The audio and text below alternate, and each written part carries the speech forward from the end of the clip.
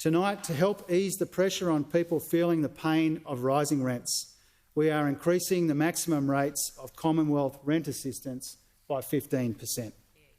This will provide up to $31 extra a fortnight for people renting in the private market and community housing, the largest increase in more than 30 years. But we know an essential part of the solution to pressures in the housing market is more homes for Australians. Our housing accord aims to build 1 million new well-located homes over 5 years from 2024. We're going to help drive this with a new tax break for build-to-rent projects, cutting the managed investment trust withholding tax from 30% to 15%.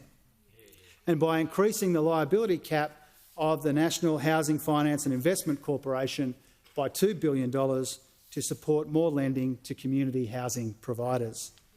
We want more Australians to know the security of a roof over their head, which is why we're also working with the states and territories to improve planning, to build more houses and to deliver a better deal for renters. For this same reason, implementation of the $10 billion Housing Australia Future Fund is critical to build more of the social and affordable houses that our people need. Speaker, our government came to office promising to get wages moving again. They're now growing at their fastest rate since 2012.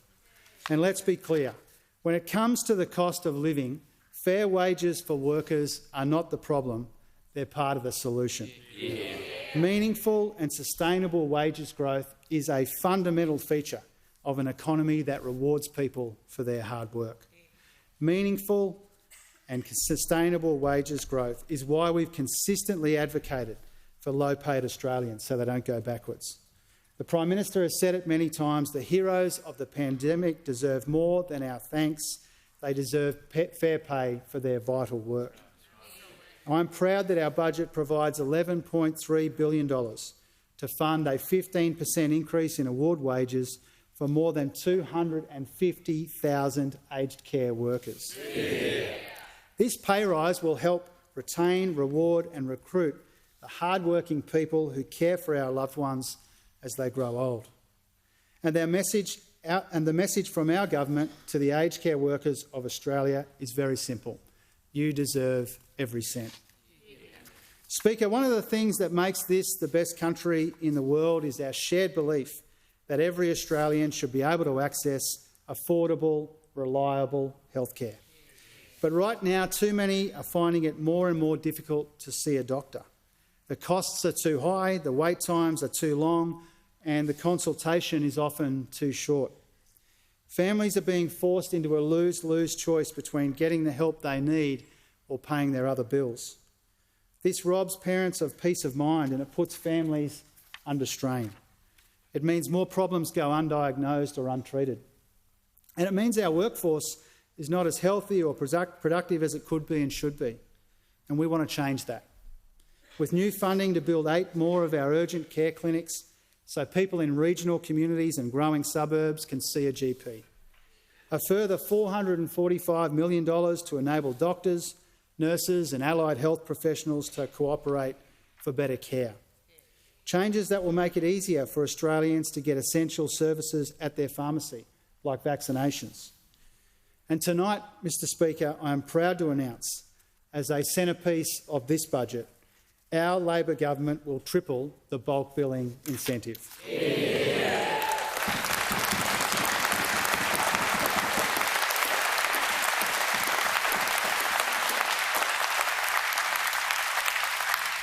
This is the biggest increase to the incentive ever, delivering a $3.5 billion boost that will help GPs provide free consultations to around 11.6 million eligible Australians, including children, pensioners and other concession card holders.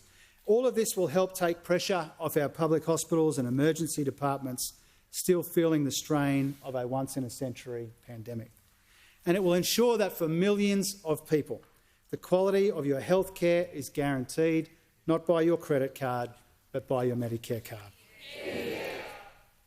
Speaker, investing in Medicare, helping with the costs of energy and housing and supporting people most in need are all essential measures to assist Australians under pressure.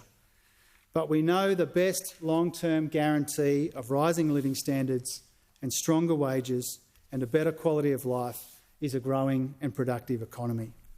That's why our budget is underpinned by a plan to modernise our economy and maximise our strengths by making Australia a renewable energy superpower with strong strategic industries in global supply chains, investing in our people and their skills and supporting small businesses to innovate and grow. Speaker, Australia's biggest opportunity for growth and prosperity is the global shift to clean energy.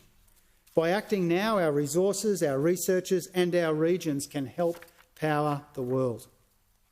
That's why in tonight's budget we are investing $2 billion in a new hydrogen Head Start program so Australia can be a world leader in producing and exporting hydrogen power, while reducing our emissions in heavy industry here at home. Hydrogen power means Wollongong, Gladstone and Whyalla can make and export everything from renewable energy to green steel. Seizing these kinds of industrial and economic opportunities will be the biggest driver and determinant of our future prosperity. The government is making the biggest ever investment in Australia's energy transformation. This budget allocates $4 billion to realising our future as a renewable energy superpower, bringing the government's total investment to more than $40 billion. This includes part of our $15 billion National Reconstruction Fund to support the development of green industries, manufacturing and more, and a new capacity investment scheme that will unlock over $10 billion of investment in firmed-up renewable energy projects up and down our East Coast. These strategic investments will work in partnership. Abundant, affordable, renewable energy powering new jobs and new industries in our regions and our suburbs, while our safeguard mechanism will encourage business to invest in the path to net zero.